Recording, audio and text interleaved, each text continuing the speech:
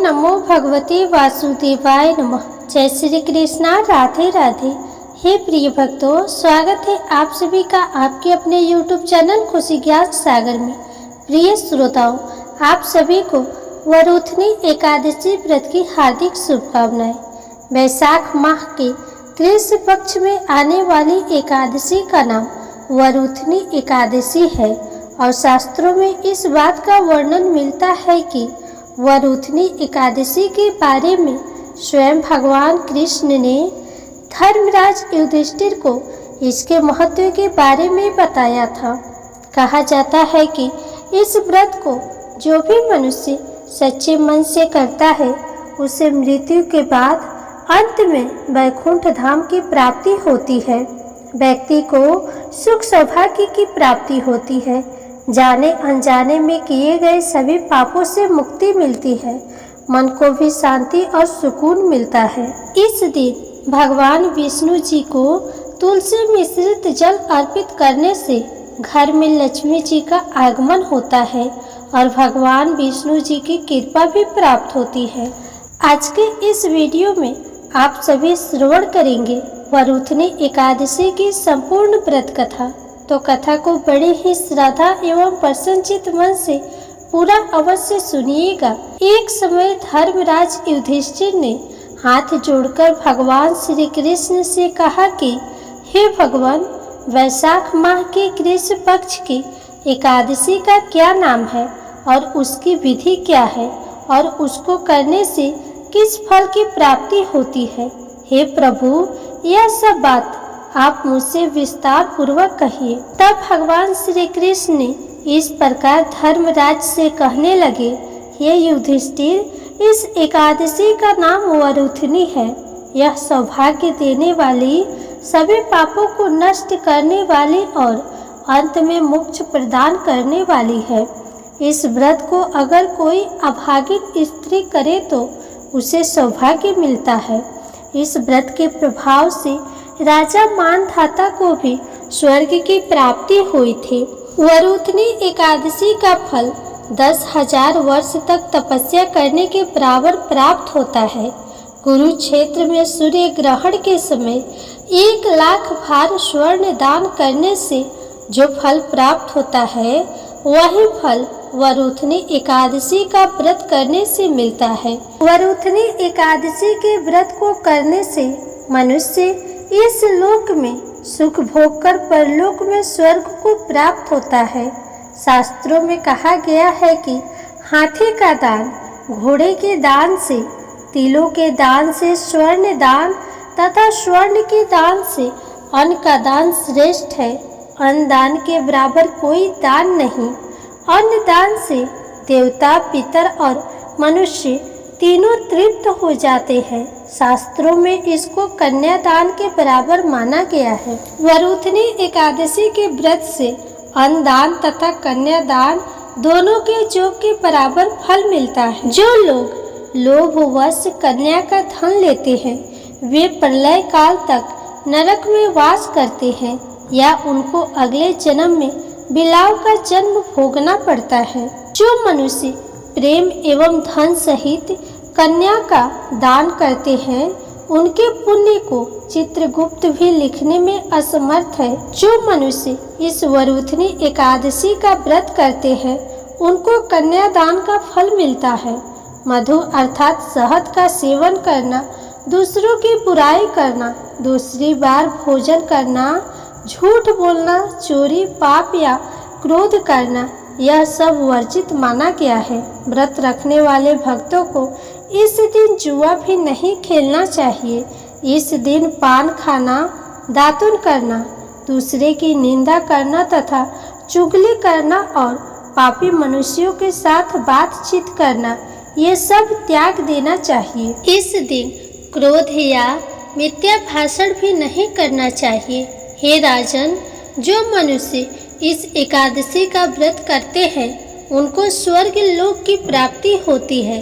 इसीलिए प्रत्येक मनुष्य को यह व्रत अवश्य करना चाहिए तथा पापों से डरना चाहिए। इस व्रत के महात्म्य को पढ़ने और सुनने मात्र से 1,000 गौदान का फल मिलता है। इसका फल गंगा स्नान के फल से भी अधिक होता है। अब हे युधिष्ठिर, मैं तुम्हें वरुथनी एकादशी की कथा सुनाता हूँ, तो तुम इसे ध्यान पूर्वक सुनो। प्राचीन काल में राजा मानधाता नाम का एक राजा था, जो नर्मदा नदी के तट पर राज्य करता था। वह एक तपस्वी तथा दानशील राजा था। राजा की रुचि हमेशा धार्मिक कर्मों में लगी रहती थी, साथ ही वह भी हमेशा पूजा पाठ में लीन रहता था, प्रभु की भक्ति किया करता था। एक दिन वह राजा जंगल में तपस्या करने के लिए चला गया। वे जंगल में एक स्थान पर बैठकर कठिन तप करने लगा। तभी अचानक वहां पर एक जंगली भालू आया और वह राजा मानधाता के पैर को चबाने लगा। लेकिन राजा को बिल्कुल भी भय नहीं लगा और वह अविरह अपनी तपस्या में लीन रहा। अब भालू राजा को घसीटने लगा और जंगल के अंदर लेकर चला गया। भालू के इस व्यवहार से राजा बहुत डर गया था।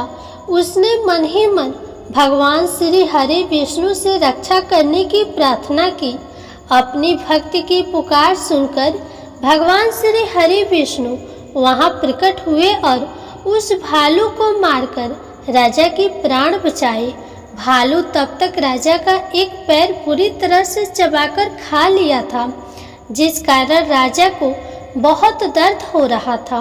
अपने भक्त को दुखी देखकर भगवान श्री हरि विष्णु ने उसे कहा कि हे वत्स, तुम दुखी मत हो, इसका एक उपाय है। तुम मथुरा जाओ और वहां आने वाली वरुथनी एकादशी का व्रत रखकर मेरे 12 अवतार मूर्ति की आराधना और तपस्या करो। उस व्रत के प्रभाव से तुम फिर से पहले जैसे सुदृढ़ और सुंदर अंगों वाले हो जाओगे। तुम्हारे पूर्व जन्म के पाप कर्म के कारण ही इस भालू ने तुम्हारा पैर खा लिया है। भगवान श्री हरि की ऐसी बातें सुनकर राजा ने हाथ जोड़कर भगवान को प्रणाम किया और फिर मथुरा जाकर वरुथनी एकादशी का व्रत सच्ची श्रद्धा और निष्ठा के साथ किया। वहां पर उसने 12 अवतार मूर्ति की विधि विधान से पूजा की और फलाहार कर व्रत किया। वरुथनी एकादशी के व्रत के प्रभाव से राजा फिर से सुंदर और संपूर्ण अंगों वाला हो गया। मृत्यु के बाद उसे स्वर्ग की प्राप्ति हुई। इस प्रकार जिस तरह से वरुथनी एकादशी व्रत के प्रभाव से राजा मानधाता को कष्टों से मुक्ति मिली, इसी प्रकार से यह व्रत भी अपने भक्तों को हर प्रकार के कष्टों से मुक्ति दिलाने और मोक्ष प्रदान करने वाला है। धर्मराज को वरुथनी एकादशी व्रत की कथा सुनाकर भगवान श्री कृष्ण मौन हो गए। इस प्रकार कथा का सार यह है कि सौभाग्य का सार संयम है। हर प्रकार संयम रखने से मनुष्य के सुख और सौभाग्य में वृद्धि होती है। अगर प्राणी में संयम नहीं है तो उसके द्वारा किए गए सब त्याग और भक्ति पूजा आदि सब कुछ व्यर्थ हो जाते हैं।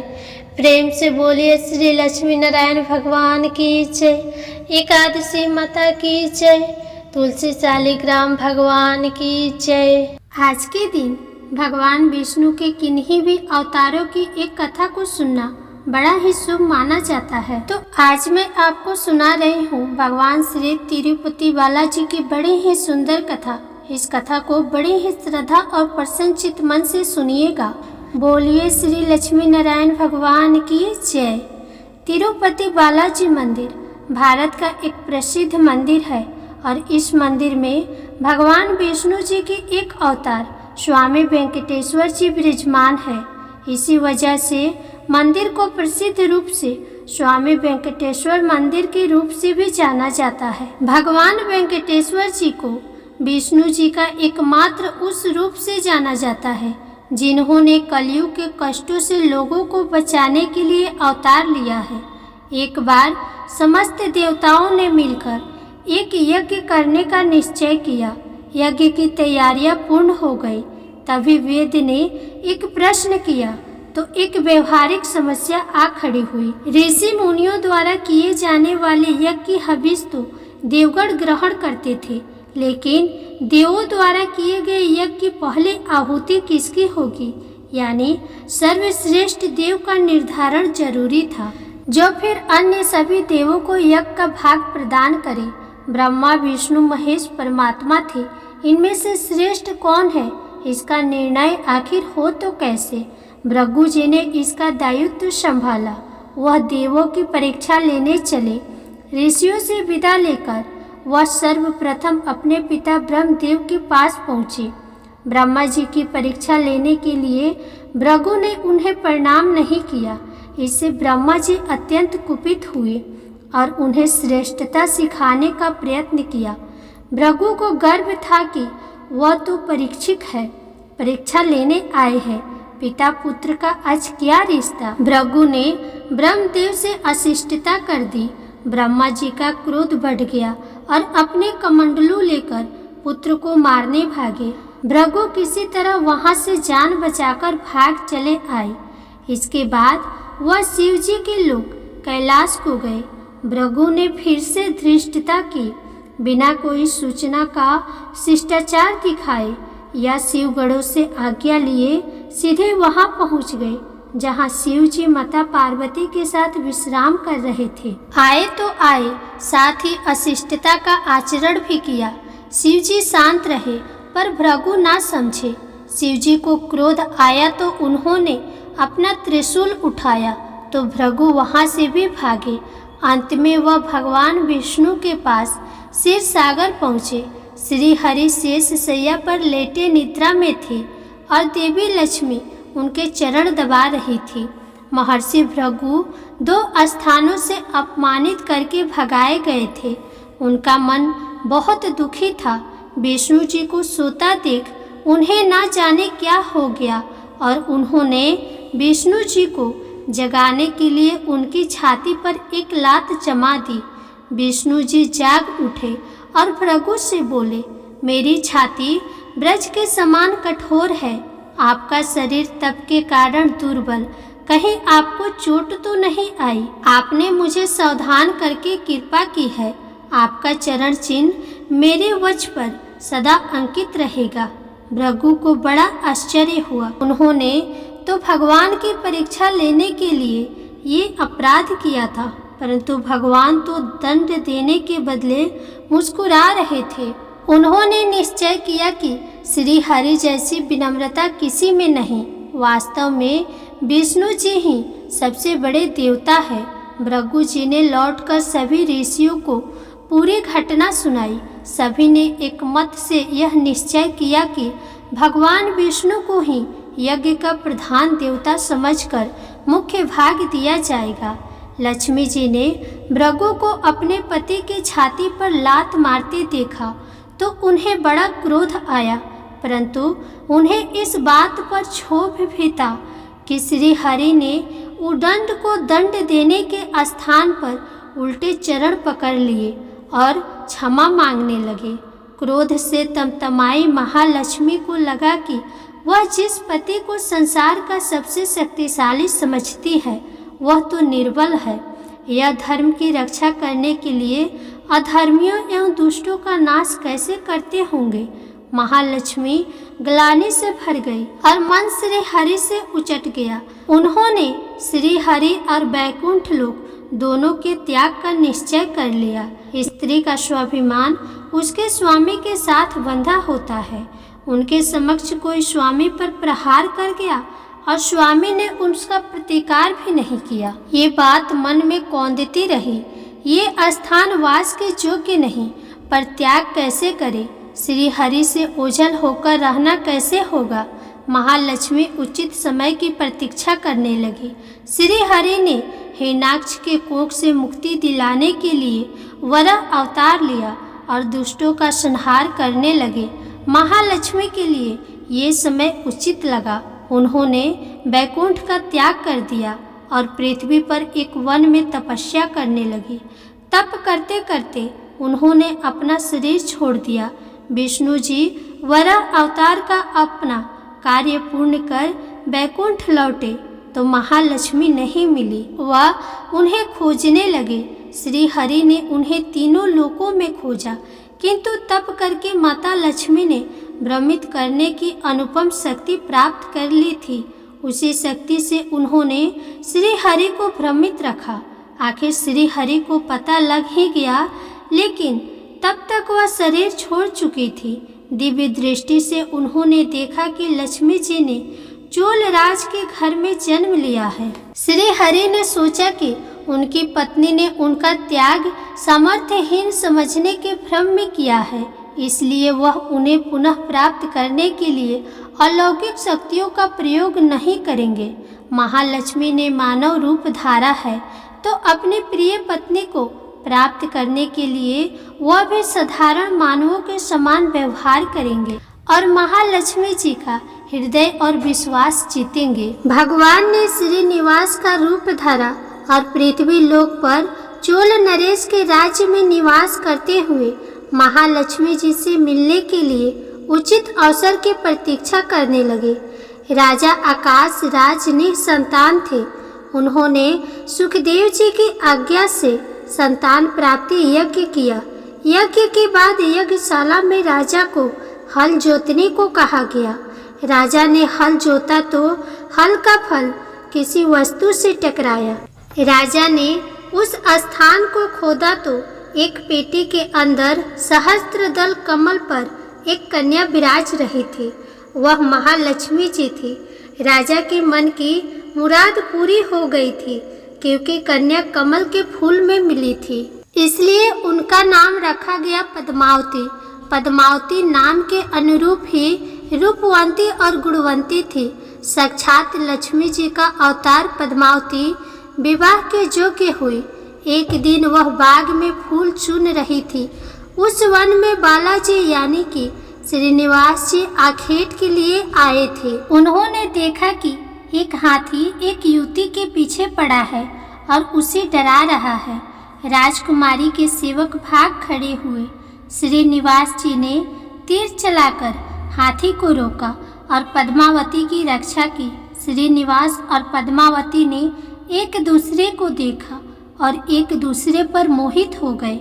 दोनों के मन में परस्पर अनुराग पैदा हुआ, लेकिन दोनों बिना कुछ कहे अपने अपने घर वापस लौट गए। श्रीनिवास जी घर तो लौट आए, लेकिन मन पद्मावती में ही बस गया। वह पद्मावती का पता लगाने के लिए उपाय सोचने लगे। उन्होंने ज्योतिषी रूप धरा और भविष्य वाचने के बहाने पद्मावती को ढूंढने निकले। धीरे धीरे ज्योतिषी श्रीनिवास की ख्याति पूरे चोल राज्य में फैल गई। पद्मावती के मन में भी श्रीनिवास के लिए प्रेम हुआ था। वह उनसे मिलने को व्याकुल थी, किंतु कोई पता ठिकाना न होने के कारण उनका मन चिंतित था। इस चिंता और प्रेम विरह में उन्होंने भोजन श्रृंगार आदि का त्याग कर दिया। इसके कारण उनका शरीर कृशकाय होता चला गया। राजा से ही पुत्री की ये दशा देखी नहीं जा रही थी। वह चिंतित थे। ज्योतिषी की प्रसिद्धि की सूचना राजा को भी हुई। राजा ने ज्योतिषी श्रीनिवास को बुलाया और सारी बात बताकर अपनी कन्या की दशा का कारण बताने को कहा। श्रीनिवास राजकुमारी का हाल समझने पहुँचे तो पद्मावती को देखकर प्रसन्न हो गए। उनका उपक्रम सफल रहा। उन्होंने पद्मावती का हाथ अपने हाथ में लिया।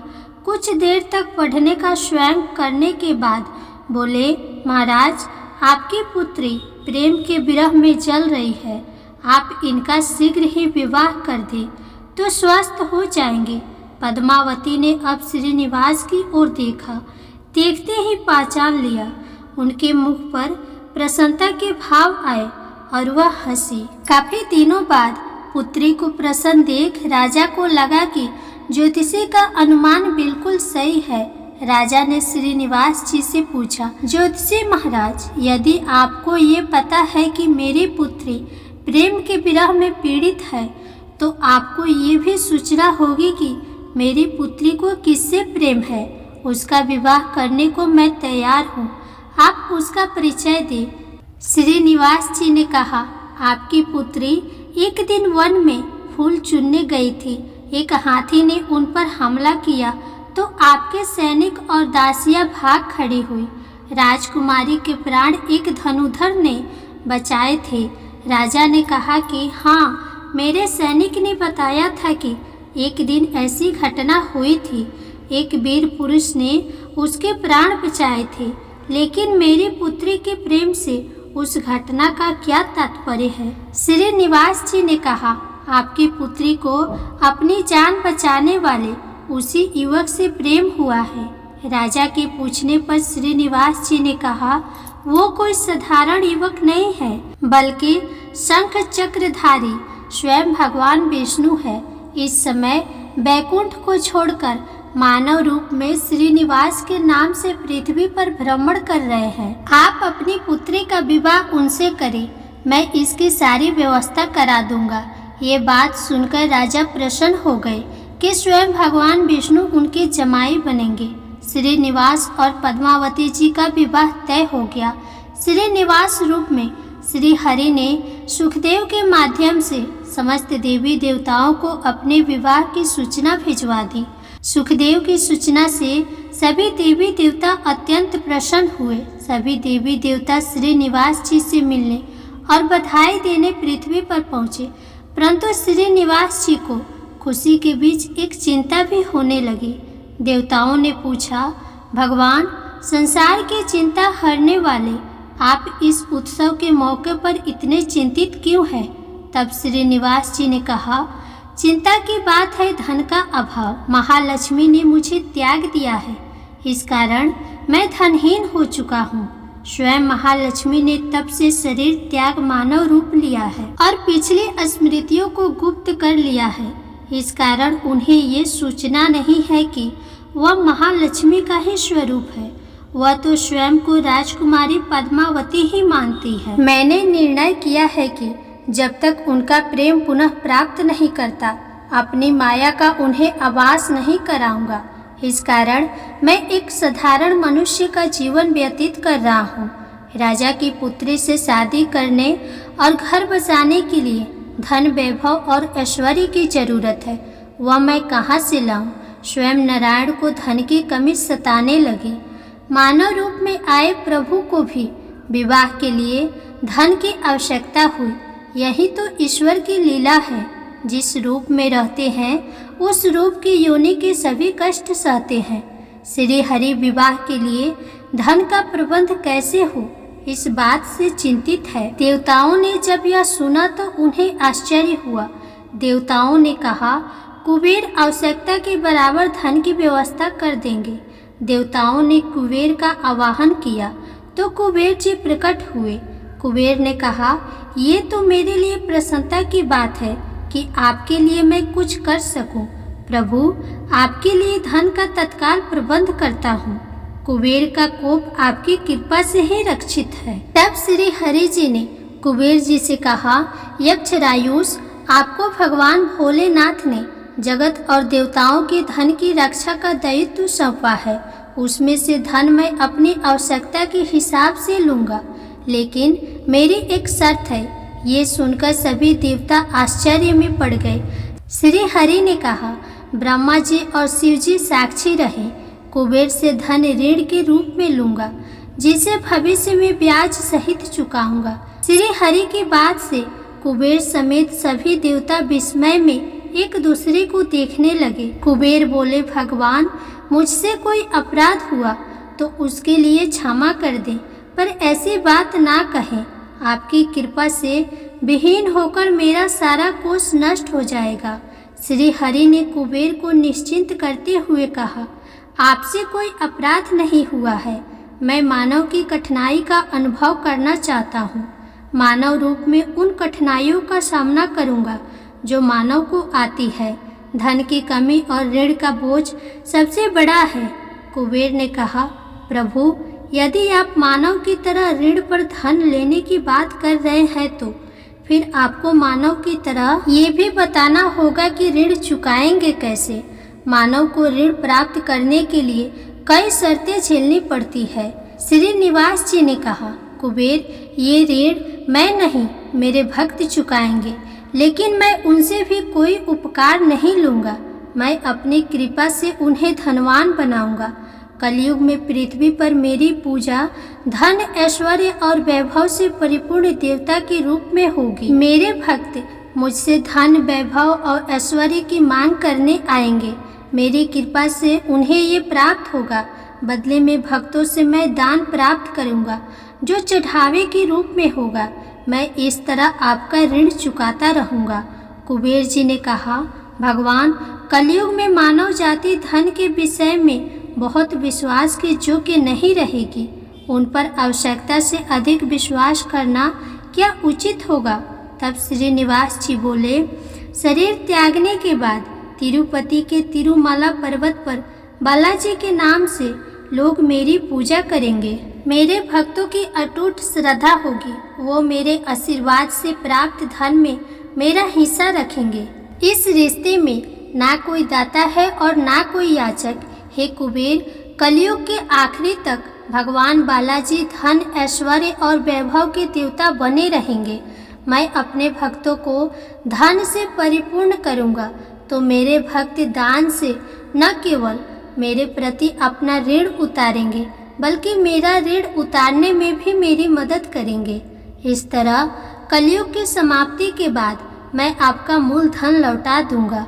कुबेर जी ने श्री हरि द्वारा भक्त और भगवान के बीच ऐसे रिश्ते की बात सुनकर उन्हें प्रणाम किया और धन का प्रबंधन कर दिया। भगवान श्रीनिवास जी और कुबेर के बीच हुए समझौते के साक्षी स्वयं ब्रह्मा और शिव जी है। दोनों वृक्ष रूप में साक्षी बन गए। आज भी पुष्कर रेड़ी के किनारे ब्रह्मा और शिव जी बरगद के पेड़ के रूप में साक्षी बनकर खड़े हैं।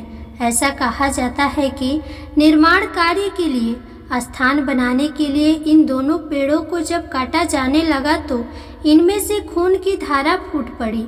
पेड़ काटना बंद करके उसकी देवता की तरह पूजा होने लगी। श्रीनिवास जी और पद्मावती जी का विवाह पूरे धूमधाम से हुई, जिसमें सभी देवतागण पधारे। भक्त मंदिर में धन देकर भगवान पर चढ़ा ऋण उतार रहे हैं, जो कलयुग के अंत तक जारी रहेगा। बोलिए श्री लक्ष्मी नारायण भगवान की जय। बोलिए श्री तिरुपति बालाजी की जय। जय श्री कृष्णा, राधे राधे। प्रिय भक्तजनों, अगर आपको यह कथा तनिक भी पसंद आई होगी तो प्लीज वीडियो को लाइक करके शेयर करें और कमेंट में श्री लक्ष्मी नारायण भगवान की जयकारा जरूर लगाएं। साथ ही चैनल को सब्सक्राइब भी कर दें।